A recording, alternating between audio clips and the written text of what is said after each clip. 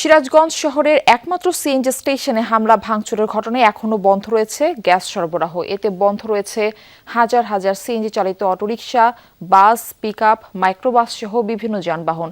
বিপাকে পড়েছেন যাত্রী ও চালকরা। এর আগে শুক্রবার রাত 1:45টার দিকে সিরাজগঞ্জ শহরের শিয়ালকোল এলাকার এলবার্টস সিএনজি স্টেশনে হামলা করে দুর্বৃত্তরা। এ সময় তারা মুখে কালো কাপড় বেঁধে বিভিন্ন অস্ত্র নিয়ে স্টেশনে 3টি ডিসপেন্সার মেশিন, জেনারেটর মেশিন ও আরএমএস রুম ভাঙচুর করে। গাড়ি বন্ধ হয়ে আছে, আমাদের ইনকাম বন্ধ, আমাদের পরিবারের সমস্যা।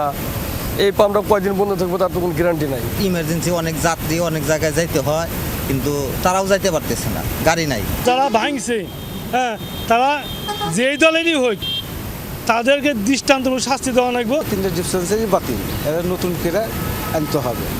3টা পরে 1 কোটি টাকার উপরেই দাম।